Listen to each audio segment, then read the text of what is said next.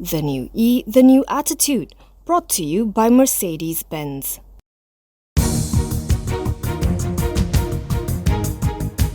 Genting Malaysia's core net loss for FY21 is expected to widen by 52% as Resorts World Genting is seen remaining shut for another 2 months. Maybank investment bank research analyst Yin Xiaoyang said in a note that due to the recent surge in new COVID-19 cases, he now expects Resorts World Genting to only reopen in November 2021, after Malaysia achieves herd immunity in October. He cut FY21 visitor arrivals to the resort to 5 million from 8.5 million.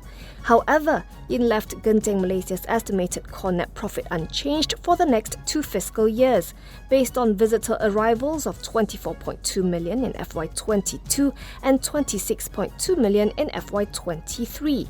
He also left his investment thesis of COVID-19 vaccination-led recovery intact, as Malaysia is expected to achieve herd immunity by October, with inoculations surging to more than 400,000 per day.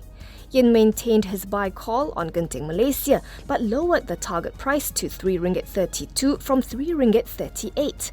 At the close, Genting Malaysia's share price inched up 0.35% to RM2.84 for a market value of RM16.05 billion.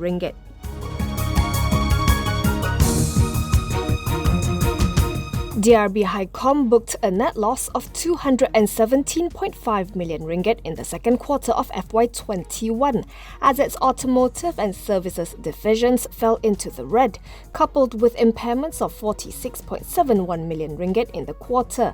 This as the group contended with the multiple forms of movement restrictions imposed in May and June this year. Year-on-year, however, it's still an improvement compared with a net loss of RM306.08 million previously, as well as a higher impairment of RM54.61 million. Quarterly revenue rose 30.8% to RM2.62 billion, led by higher automotive revenue contribution, although services and properties contribution lagged. For the first half of FY21, DRB-Hicom's net loss more than halved to RM234.46 million, compared with RM479.36 million previously, while top line was up 29.4% to RM6.13 billion. On prospects, DRB-Hicom says the prolonged MCO is expected to impact full-year sales, as showrooms remain closed in some states despite the recent reopening of 11 economic sectors. Even as the Hicom Automotive Complex in Pekan Pahang obtained permission to operate, its Klang Valley-based vendors and suppliers were closed, halting component supply. DRB-Hicom's shares rose 1.9% to RM1.62 for a market value of RM3.13 billion.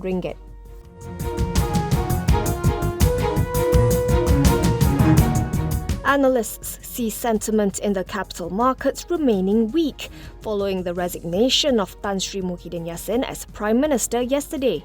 CGS-CIMB Research said in a report that it believes the market is likely to weaken due to concerns over uncertainties on the future leadership and policy direction of the country. Hong Leong Investment Bank or HLIB Research also expects sentiment to remain soft until more clarity surfaces.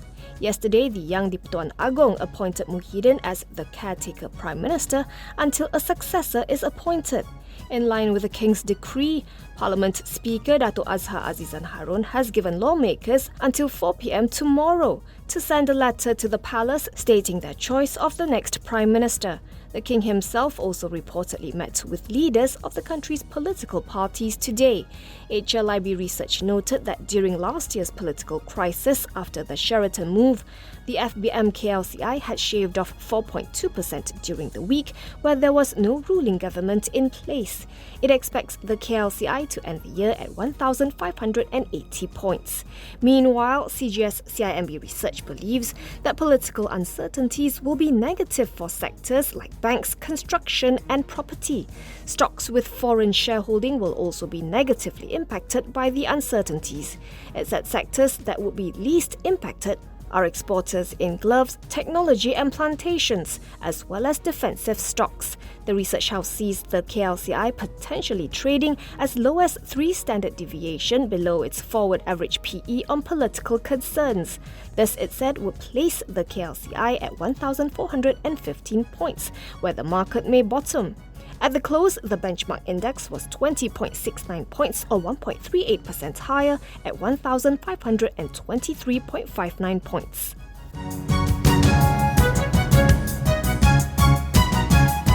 Malaysia will reach aging nation status earlier than expected if the COVID-19 pandemic continues for the long term as the number of births fall. According to Bernama, National Population and Family Development Board Director General Abdul Shukur Abdullah said, based on the projections of the Department of Statistics Malaysia, the country is expected to achieve aging nation status by 2030, when 15% of its population are aged 60 and above. But the status could be attained much earlier. According to an opinion poll conducted by the agency last April, 53% of respondents had expected this pandemic to result in an increase in the number of births. However, he said 61% of the respondents decided to postpone or replan their pregnancy. Year on year, there was a 4.4% drop in the birth rate recorded in the second quarter of 2021. Among the factors that caused couples to delay having a baby were largely lack of savings, fear of being infected with COVID-19, and fear that access to prenatal treatment would be disrupted due to the pandemic. According to the Department of Statistics, the 60 and above population increased from 3.4 million in 2019 to 3.5 million in 2020. That represents 10.7% of the total population.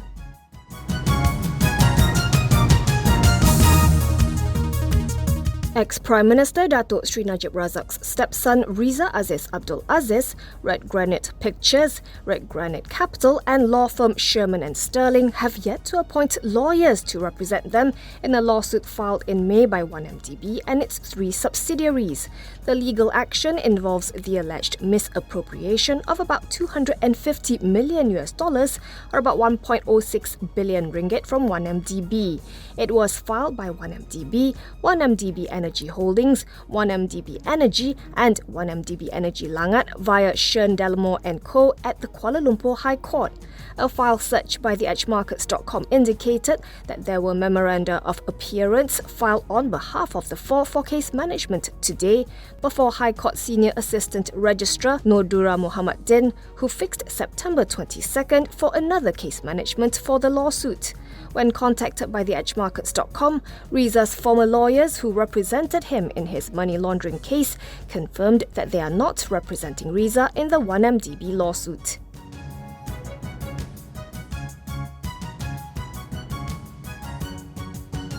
This program was brought to you by Mercedes-Benz.